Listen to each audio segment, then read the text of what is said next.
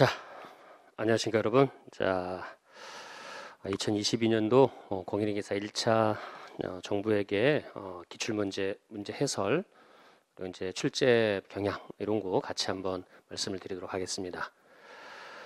한번 보셨던 문제는 A형 기출문제에서는 A형 기준으로 설명을 좀 드릴 거고요. 그래서 5문제 나왔죠, 똑같이. 36번부터 40번까지 해서 나왔고 이제 그 5개 나왔는데 한번 쭉 그 해설을 보시기 전에 먼저 한번 풀어 보셨으면 하고요. 그리고 미리 푸신 분들은 그냥 참고로만 그 문제를 같이 체크를 해주시면 되겠습니다. 문제가 보면은 쉬웠죠, 실은.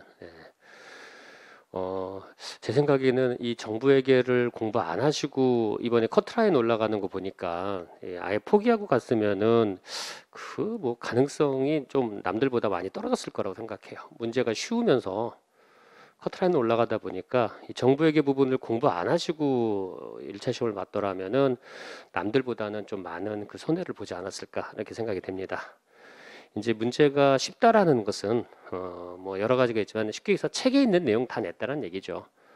한 문제를 제외하고는 한 문제도 그냥 재무회계다라고 생각했으면 그냥 풀었을 텐데 문제가 이제 정부회계 문제치고 조금 예외 부분에서 언급이 되다 보니까 한 문제를 제외하고는 다 그냥 기존에 있던 체계에 의해서 그냥 그대로 낸 문장들이 대부분입니다. 그렇기 때문에 제가 보기에는 기본서가 됐던 학것이 됐던 뭐래도 이제 마지막까지 공부를 조금 하셨던 분들은 최소한 한 4문제 정도는 거의 맞지 않았을까. 뭐 기본서나 학것을 꾸준히 공부했는데 뭐 2-3문제 맞았다. 그건 좀 조금 뭐 공부 방향이 잘못되거나 뭐 그러지. 이게 뭐 왜냐면 없는 내용이 냈으면은 이건 좀 아쉽네요. 뭐 그럴 수 있는데 그냥 책에 있는 내용 낸 거예요. 그러다 보니까 너무 그리고 답이 보이는 것들이 많았고 그래서 이제 예년에 비해서 조금 많이 쉬웠지 않았나라는 생각이 솔직히 듭니다. 그래서 주변 얘기 들어보니까 제일 많은 분들이 이제 한 문제 정도 실수하는 경우가 제일 많고, 그러니까 4문제가 제일 많고요. 그러면 이제 상황에 따라서 그래서 이 5문제, 뭐 3문제 뭐 이렇게 얘기했다고 하는데 제가 이제 보편적으로 4문제 제일 많았던 것 같습니다. 그래서 그래도 한번 어떤 내용이 출제됐는지 그거부터 한번 조금 볼게요. 이게 실제는 여러분 가장 전형적으로 냈더라고요. 그래서 국가회계 부분이 3문제 나왔고요.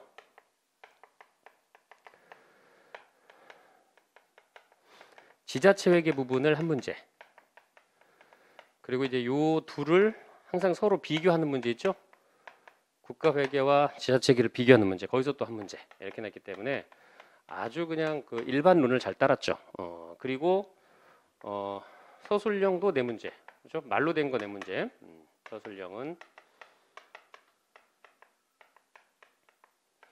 그리고 계산형이 1문제. 이렇게 나왔죠. 나왔는데 이 계산형이 보통의 경우 재무제표를 내는 게 아니라 약간 융자로 해서 쉽게 해서 메인 주제로 놓지 않았던 데서 내니까 제 개인적인 생각은 그냥 문제가 될 데가 없고 대부분이 이제 알고 있을 거다라는 전제해서 그냥 4문제는 그냥 공부한 사람들 다 봐주시고 여기는 체면상 하나 틀려주세요. 그다음에 또 분명히 이제 정부회계가 문제가 짧게 나올 거라고 생각을 하는데 좀 길게 한번 내주면은 약간 당황하지 않겠어요? 이 문제는 좀 틀려줬으면 좋겠는데 뭐 이런 식의 스타일로 낸 거지 이게 중요해서 나왔다라고는 볼 수가 없어요. 이게 메인은 아니니까. 그런데 이게 재무회계 현재가치 계산이라고 하고 또는 뭐 대여금 같은 거에 장기 채권 같은 거 미수금 현재가치 계산하는 그런 거라고 전제하고 풀었으면 다 풀었을 겁니다. 그런데 이제 그런 걸 재무회계 문제를 정부회계에서 내버리니까 이게 정부회계하고 재무하고 같나? 근데 같다고 생각하고 푸셨으면 당연히 답을 나왔을 건데 그렇지 않았을 때 조금 당황하실 만한 그런 상황입니다. 근데 이제 이 4문제가 너무 일반적이어서 솔직히 말하면 이 분별력이 없어요. 공부 조금만 한 사람은. 조그만 사람 다 맞출 수 있는 거니까 조금 평이하게 나오지 않았나 이렇게 생각을 합니다. 그래서 문제 수준은 전반적으로 중하 정도로 봐요. 저는 중하 정도로 중도 아니에요, 솔직히. 재작년 정도가 한 중 정도 된다면 이게 중하 정도의 수준의 문제가 나왔고 이런 스타일로 나오면은 공부를 그냥 뭐 어렵게는 안 하더라도 골고루 그냥 그러니까 책에 있는 대로 알려주는 대로만 쭉 푸셨어도 최소한의 남들보다 손해보는 인풋 대비 아웃풋은 손해보지 않았지 않을까 이렇게 생각을 하고 있습니다. 자, 문제 첫 번째 문제부터 볼까요, 여러분? 자, 그래서 기출문제 36번이라고 하고 첫 번째 문제입니다. 자, 국가재정법, 국가회계법, 동법 시행에 대한 설명 중 옳지 않은 것은. 그러니까 이걸 보면서도 좀 그 생각했어요. 국가회계가 3개 나오는데 여러분, 기본적으로 이 회계 기준에서 두 문제를 내고, 그다음에 이 국가회계법이나 국가재정법에서 한 문제 나니까 진짜 이 출제하신 분은 그냥 이 정부회계 룰, 출제 지침 있죠? 거기에 그냥 충실하게 따랐구나 이런 생각을 조금 솔직히 갖게 됐어요. 딱 보니까 첫 번째가 옳지 않은 것은요. 자, 1번 국가결산보고서. 여러분 결산보고서죠. 특히 이제 국가재정법, 국가회계법에서는 결산 파트가 중요하다. 뭐 이런 얘기를 많이 했어요. 결산 파트. 그래 언제까지 결산보고서를 제출해야 되냐? 누가 누구한테 언제까지 제출하냐 이런 거 있었잖아요. 그 중에서도 수업 시간에 진짜 강조했던 게 이 제출 기관. 누가 누구한테, 누가 받아서, 그렇죠? 누가 어떤 일을 해야 되냐. 근데 그 중에서 꼭 그 정부 조직 그 몇 개 있었잖아요. 그 중에서 감사원 중요하다고 그랬었는데. 혹시 기본 수업이나 하드컷 들으셨으면 감사원 얘기 했잖아요. 감사원 두 개 나온다 그러는데 그거 내버렸죠. 또 같이. 자, 1번 보시면 국가결산보고서는 결산 개요. 4가지 세입세출 결산, 재무제표, 성과보고서로 구성되고 이 중에서 재무제표에 여러분 첨부서류, 국가채무관리보고서와 국가채권현재보고서가 첨부된다. 그래서 국가회계와 이 지방자치단체에서는 여러분 재무제표 첨부 서류가 뭔지까지도 우리가 체크를 해야 된다. 왜냐면 이게 솔직히 말하면 우리가 실무를 안 하는 사람 입장에서는 이런 것까지 해야 되나 하는데 이게 뭐 암기사항이에요. 이것도 첨부시켜라라고 하니까 할 수 없이 그냥 따라가는 거라서 어떤 중요도보다는 그냥 첨부 서류를 내니까 앞에 사람이 한번 내니까 그냥 뒤에 출제자들도 그냥 이 정도는 공부하고 들어오겠지라는 개념으로 내는 정도 수준밖에 안 됩니다. 이건 자 봤고요. 두 번째 성인지 결산서 강제사항이죠, 여러분. 그래서 국가결산보고서 세입세출 결산에는 여성 남성이 동등하게 예산 수혜를 받고 예산이 성차별을 계산하는 방향으로 집행된지 평가하는 성인지 결산서가 반드시 첨부돼야 되죠. 맞습니다. 이건 국가회계도 그렇고 지방자치단체 회계도 그렇다. 이런 얘기 꼭 같이 공부했고요. 세 번째가 중앙관서장은 그렇죠. 회계년도마다 그 소관에 색하는 일반회계, 특별회계 기금을 통합한 통합 결산 보고서. 이게 우리 중앙관서 결산 보고서라고 했었죠. 이거를 통합 작성해서 다음 연도 2월 말까지. 자, 누구한테? 기재부 장관한테 줘야죠. 기재부 장관이 그래서 이걸 다 통합해서 국가결산보고서의 작성 주체다. 뭐 이런 거 공부하죠. 맞고요. 네 번째. 국회 사무총장, 법원행정청, 헌법재판사무처장, 중선위 사무총장 등은 자 이게 우리가 입법기관, 사법기관 다 분리돼 있죠, 여러분. 그래서 회계년도마다 예비금 사용명서 작성해서 다음 연도 2월 말까지 여기까지 맞는데 누구한테 제출한다, 여러분? 감사원장이 아니라 기재부 장관이죠, 똑같이. 기재부 장관이 여러분 행정부서, 행정관서권만, 중앙관서권만 결산보고서를 통합하는 게 아니라 국회나 그다음에 대법원 등에 관련된 예비금 사용 명세서 등을 통합해가지고 국가 전체의 결산 보고서를 만들죠. 그래서 이 감사원이 들렸고 아까도 얘기했지만 여러분 이게 감사원은 여러분들 시험 보는 동안에 2개가 국가회계 쪽에서 나오죠. 두 군데에서 나오죠. 첫 번째는 이제 법령을 관련된 국가회계법과 관련된 법령을 제정 개정 폐지할 때 감사원이 협의 대상 기구로 하나 나오고요. 두 번째가 이제 결산 검사할 때 그렇죠. 기재부 장관이 국가결산보고서 작성해가지고 감사원의 결산 검사를 의뢰해야 되잖아요. 그때 한번 나오죠. 그 두 군데 외에서는 감사원 나오면 안 된다. 이런 거 수업 시간에 하죠, 여러분. 기본 시험 시간에 거기서 그걸 낸 거죠. 그래서 4번이 대상 기관이 감사원장이 아니야죠. 기재부로 바꿔야 되니까 기재부 장관한테 제출한다. 그렇죠? 이렇게 됐고. 5번은 여러분 기금관리 주체가 기금결산보고서 작성해서 중앙관 작성할 때 회계법인의 감사보고서 첨부하는 거죠, 여러분. 개별 공인회계 사건가 아니라 회계법인 감사보고 첨부를 해서 5천억 이상의 기금이 그 부분도 같이 여러 번 출제된 문제이니까 이건 평이하다라고 보시면 되겠습니다. 이 정도는. 자, 그런 거고. 자, 두 번째로 갈게요. 두 번째 문제입니다. 자, 국가회계 예계 중에서 원가 계산에 대한 지침에 대한 설명 중 옳지 않은 것은 원가 계산. 자, 거기 국가회계 실체는 여러분 활동의 특성에 따라서 행정형 회계 실체. 자, 여러분 회계 실체가 여러분 우리가 일반 회계하고 기타 특별 회계를 국고금을 사용하는 회계 실체, 국고금 회계치를 하는 수행 실체라고도 하고 다른 말로 행정형 회계 실체라고 하죠, 얘들은. 그리고 사업형 회계는 나머지 기업 특별 회계와 기금 쪽에서 쓰는 게 사업특별회계죠. 사업형 회계죠. 이것은 정부 원가 계산은 회계 내용에 따라 그 계산 방식을 달리할 수 있다. 맞고요. 두 번째 비교환 수익은 반대급부 없어야 되죠. 직접적인 반대급부 없이 발생하는 수익을 말하고 행정형 회계에서는 비교환 수익이 자 여러분 행정형 회계에는 일반 회계하고 기타 특별 회계가 그 대상에 포함된다고 그랬죠. 여기에 비교환 수익은 재정운용표에 들어가는 게 아니라 어디에 들어가요? 이거는 순자산 변동표죠. 솔직히 말하면 이 문제 틀리면은 정보회계 하나도 공부 안 한 사람이죠. 솔직히 말하면 이런 거 틀리는 이거는 그냥 주는 거죠. 보너스로. 한 번이라도 공부해봤으면은 뭐 재무제표가 뭔지만 알아도 그냥 다 알죠. 뭐 이런 수준의 문제죠. 그래서 이거는 순자산 변동표의 재원의 조달 및 이전으로 가야 되지 비교환 수익으로 가는 게 아니에요. 재정운용표의 비교환 수익이 아니고 반대로 사업형 회계의 비교환 수익은 재정운용표의 비교환 수익으로 표시를 해야 되지 순자산 변동표의 재원의 조달 및 이전으로 표시되는 게 아니죠. 그렇죠? 이렇게 돼 있고 그래서 2번이 잘못된 편이죠. 2번이 바꿨죠. 쉽게 얘기해서 행정형 회계하고 사업형 회계에서 비교환 수익이 반영되는 재무제표가 어느 곳이냐를 바꿔서 표시하는 거 아주 쉬운 문제죠. 이거는 솔직히 말하면 그다음에 거기 저기 뭐 3번은 이제 사업형 회계와 거기에 행정형 회계는 모두 행정 증결비를 관리 운영비로 표시한다. 이런 맞는 얘기고 행정형 경비가 자본적 지출에 해당해서 자산 취득 원가가 아닌 이상은 당연히 비용으로 가야 되죠. 네 번째는 프로그램 순원가의 정의 한번 보고 다섯 번째 재정운용 순원가의 정의 뭐 이거는 뭐 평범한 얘기들이니까 워낙 그리고 다른 거야 그냥 그 기본적인 정의만 써놓은 거고요. 2번 자체 답이 너무 뻔하게 아니기 때문에 2번이 바로 표시가 될 수 있습니다. 답으로 자 됐고요. 자, 세 번째 문제.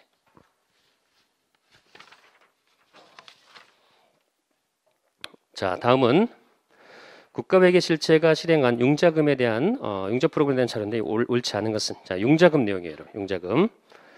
자, 거기 박스 보시면 여러분 이제 이 문제 같은 경우는 여러분 이게 딱 보시면 자, 융자금의 정의를 알고 있느냐? 여러분 융자금은 기본적으로 융자금이 국가가 민간한테 지원을 낮은 이자 등을 제공받을 목적으로 지원해 주는 거고 근데 국가는 그거 지원을 해줬을 때 그 융자금 원금에서 회수 가능한 금액의 현재 가치를 뺀 나머지를 융자보조원가 충당금으로 설정하죠. 이제 그거에 대한 얘기입니다. 그래서 그 부분에 대한 계산인데 계산 자체는 솔직히 복잡하지는 않은데 이제 문제가 뭐냐면은 이게 아까 얘기했지만 이게 정부에게서도 이런 거 이렇게 해야 됩니까라는 뭐랄까 자주 접하지 않는 부분. 그러니까 이게 올해 특징 중에 하나였던 게 이게 지금 메인 재정운용표나 재정상태표를 위주로 내는 게 아니라 이 예규나 비칭 같은 거를 조금씩 섞어낸 거예요. 그래서 특히 이제 융자금 약간 허를 찔린 거지 이거는. 그래서 첫 번째 2001년 말에 융자 프로그램으로 총 원금 10,000원의 융자금을 실행했고 동융자금 하나의 유산 위험군으로서 융자 조건은 만기 5년짜리고요. 원리금 균등상환이고 원금 이자 같이 포함 상환하시고 표면 이자율 표시이자율은 4% 그리고 매년 말 수령해야 될 융자금의 원리금은 2,246원. 자, 그러면 융자금 실행 시 동융자금에 대해서 2004년부터 2006년까지 매년 말 674원의 채무 불이행이 발생할 것으로 추정했다. 채무 불이행은 회수 가능한 금액에서 빼죠. 그래서 뺀 금액으로 현재 가치 계산해야겠죠. 그 다음에 융자금이 실행된 회계기간 동안에 융자금과 관련된 만기 가지는 국채 유통수익률이 연 6%고 동융자 프로그램을 위해서 직접적으로 조달된 재원은 없습니다. 그렇죠? 직접적으로 조달된 재원이 있으면 그 이자율을 써야 돼요. 근데 그게 없으니까 6% 써야 된다는 얘기고 평가표는 올해 아는 것 같다. 그래서 융자금은 여러분 최초 인식할 때 하고 매년 융자금을 평가를 해야 됩니다. 이게 과연 얼마나 받아낼 수 있는지 금액의 변화가 생겼는지 그런데 이자율은 항상 처음 걸 써야 돼요. 항상 최초 걸 써야 돼요. 최초 걸 써야 되니까 그 6%를 계속 현재 가치 계산해야 됩니다. 그래서 계수 줬어요. 자, 그러면 이걸 보면 여러분, 자, 한번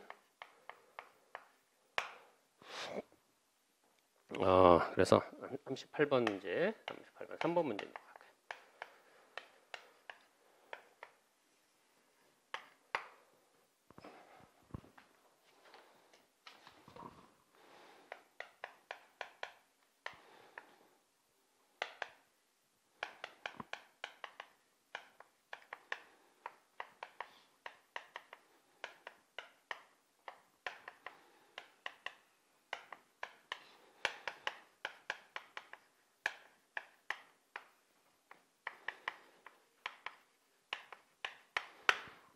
빌려주고 10,000원의 융자금을 빌려주고요. 받다 내는 금액이 원리금으로 받는 게 2,246원씩 받는데요.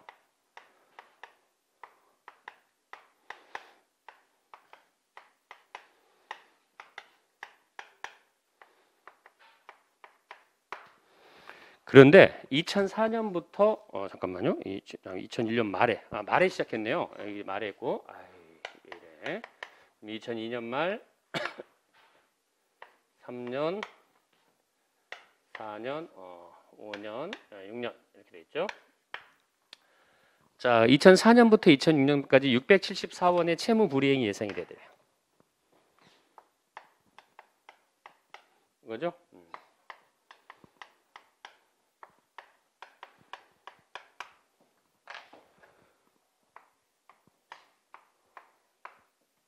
그래서 이게 얼마야? 1572원이죠.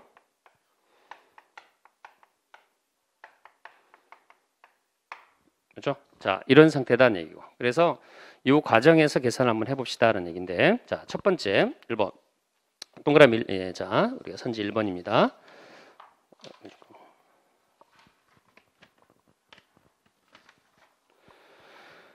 자, 그래서 자, 거기 보면 뭐라고 되냐면 융자보조원가 충당금을 계산할 때 회수 가능액의 현재 가치.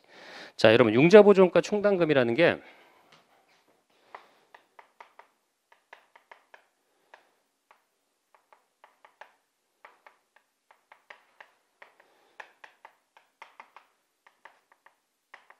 융자금 원금하고 회수 가능한 금액의 현재 가치죠. 금액에. 그렇죠? 예, 이렇게 되는 거죠. 그래서 이제 융자금 원금은 10,000원이잖아요. 그렇지? 예, 그러니까 이제 이게 회수 가능한 금액이죠. 융자금이라는 게 빌려줬다고 다 받는 게 아니라 못 받을 거라고 예상되는 금액을 뺀 나머지 요 금액의 현재 가치를 계산하는 게 이게 융자보조원가 충당금이라고 하는 거죠. 이게 얼마입니까? 이겁니다. 자, 그래서 충당금을 계산할 때 회수는 현재 가치는 융자금으로부터 추정 수령금 이익을 유효이자를 하려는데 이 유효이자율이 최초 융자금을 실행할 때 당시 이자를 써야 되는 거죠. 이렇게 돼 있고, 자, 그리고 아직 계산은 빼고 여러분 계산은 빼고 나머지만 볼게요. 3번 융자보조원가 충당금은 매년 재정상태표를 기준 평가하죠. 그렇죠. 매년 평가해야 됩니다. 처음에 계산한 금액을 가는 게 아니라 여러분 이게 현재 가치로 계산하기 때문에 현재 가치로 계산된 내역을 매년 말에 다시 한번 계산해 봐야 돼요. 왜냐하면 이 회수 가능한 금액이 그래서 여러분 채무불이행이 발생할 수 있는 금액들이 달라질 수가 있잖아요. 그걸 다 반영해 줘야 된다 뭐 이런 뜻입니다.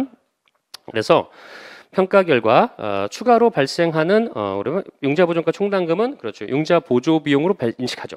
차변의 융자보조 비용, 대변의 융자보조원가 충당금 이렇게 설정하는 거고, 만약에 융자보조원가 충당금을 더 줄여야 된다면 차변의 융자보조원가 충당금, 대변의 융자보조원가 충당금 환입 이렇게 해서 표시가 돼야 됩니다. 자, 그렇게 돼 있고 네 번째가 맞습니다. 그래서 세 번째도 융자보조원가 충당금을 평가할 때 융자보조원가 충당금을 최초로 인식할 때 적용된 유효이자율을 계속 적용합니다. 그렇죠. 융자금은 이자율 변경하는 게 아니에요. 처음에 융자 실행 당시 이자율을 쭉 최초건 평가할 때건 계속 써야 됩니다. 매년만 평가할 때든 계산합니다. 그래서 말은 다 맞는데 이제 2번, 5번 가지고 얘기해야 돼요. 2001년 말 재정상태표의 유증금은 얼마냐? 2,140원이라는 얘기죠. 자, 그러면 회수 가능액의 현재 가치가 있어야 되죠, 여러분. 이 현재 가치가 여러분 2,246원씩 2년 동안 2년짜리 연금의 현가 개수 보세요. 6%로 써가지고 그러니까 얼마 1.8334 내고 그럼 얘네들은 이거잖아 이거 그렇죠? 1,572원이죠? 이거 현재 가치로니까 이게 뭐야? 개수가 5년짜리 줬잖아요. 아니면 이 현가 개수 3개 합하면 되죠. 3년짜리, 4년짜리, 5년짜리 현가 개수 합해도 되고. 그러니까 6%의 3년짜리 현가 개수가 0.8396, 4년짜리 0.791, 그다음에 5년짜리가 7473 뭐 이런 식으로 합해도 되죠. 네, 그렇게도 되고 아니면은 5년짜리 개수에서 요 2년짜리 개수인 요거를 빼면 3년짜리 개수가 나오죠. 이거를 계산하라 뭐 이런 얘기죠. 이게 회수 가능 금액의 현재 가치니까. 네, 그래서 그게 계산하니까 얼마 여러분? 7,858원이다 이런 얘기야. 그래서 여기서 빼니까 얼마? 2,142원의 융자보조원가 충당금으로 설정이 되더라. 그래서 어차피 현재 가치 계산할 수 있겠냐 이런 얘기죠. 그래서 동그라미 2번의 표현이 그거예요. 2002년 말에 재정상태표상의 융자보조원가 충당금은 원금에서 받아낼 수 있는 돈의 현재 가치만큼을 차감한 나머지 금액이다라는 거죠. 그죠? 네, 맞습니다. 그리고 5번 2000년 말에 재정상태표상의 순융자금, 즉 회수 가능한 금액이 현재 가치. 여러분 이 금액이 2002년 말 여기서 얼마겠냐? 1년 삼각시키라는 얘기죠, 여러분. 1년 동안 굴려라는 얘기죠. 그렇죠? 그래서 X2년 말은 여러분 모든 현재 가치로 계산된 대상들은 똑같잖아요. 기초장부금액 곱하기 1 플러스 유효이자율. 그렇죠? 그리고 방금 전에 원리금 회수된 거 얼마 빼고 2246원 빼면 이런 얘기죠. 그래서 이게 얼마냐 이거지. 그러니까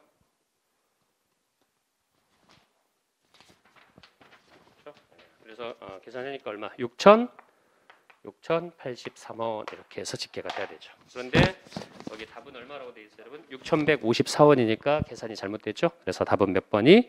5번이 잘못된 부분이 됩니다. 그렇죠? 됐습니다. 그래서 이거 현재 가치 계산만 할 줄 알면 풀 수 있는 문제죠. 근데 뭐 말이야 이렇게 되지만 대부분 정부회계 문제를 실제 시험장에서 먼저 풀잖아요. 왜냐면 문제가 짧고 답이 빨리빨리 나오니까. 근데 이제 이런 거 하나 딱 걸리면은 이제 조금 뭐야? 이게 이렇게 긴 거 나왔지? 이렇게 이제 좀 뭐랄까 약간 살짝 당황하는 거죠. 근데 어렵지는 솔직히 않은데. 그래서 약간 그런 걸 노리고 낸 문제다라고 하죠. 뭐 출제자가 속된 말로 하나 틀려주세요라고 하는데 거기다 대고 또 뭐라고 하기도 그렇고 의도는 알겠다 이렇게 생각하시면 될 것 같습니다. 자 됐고 자 30. 그다음에 네 번째 문제 39번입니다. 국가회계 기준 규칙과 지자체 규칙에 대한 중에서 옳지 않은 것은 1번은 국가회계 실체는 자 일반회계, 특별회계, 기금으로서 중앙관서별로 구분된 게 회계 실체죠.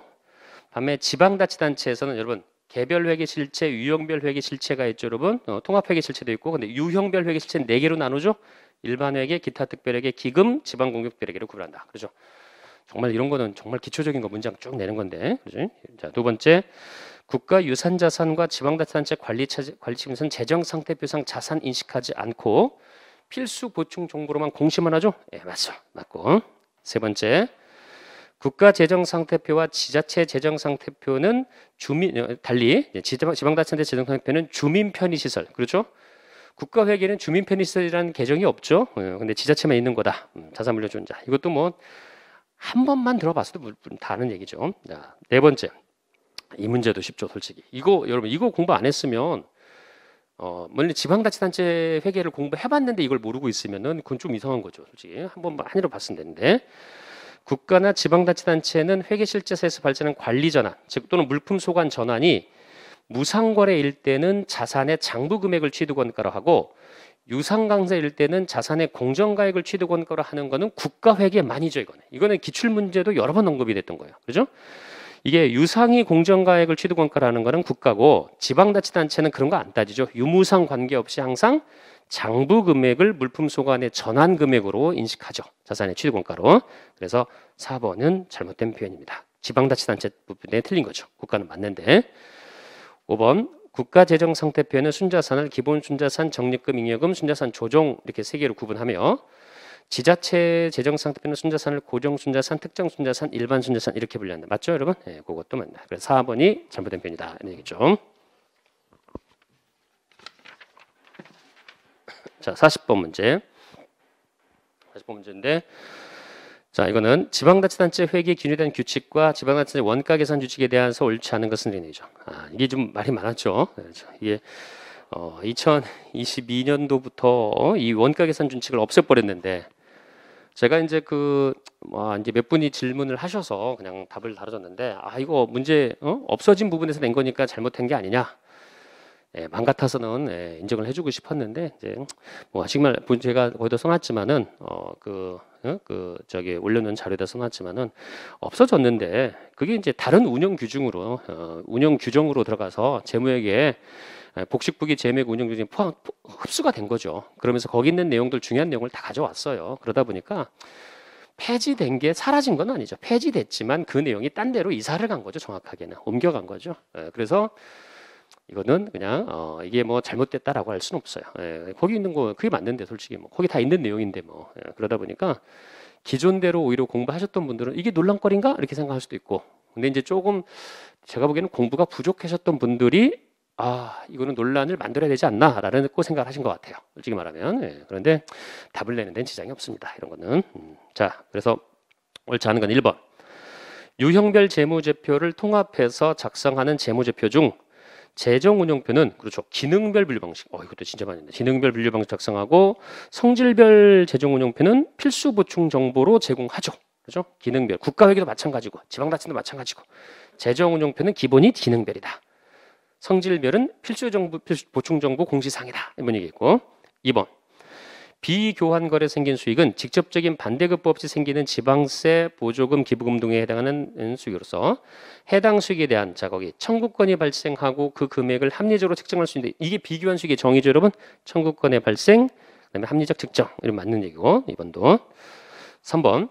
목적세나 과징금, 부담금을 특정 사업의 재원에 충당하기 위해서 징수하는 경우에는 이거는 사업 수익으로 보지 않죠. 그렇죠.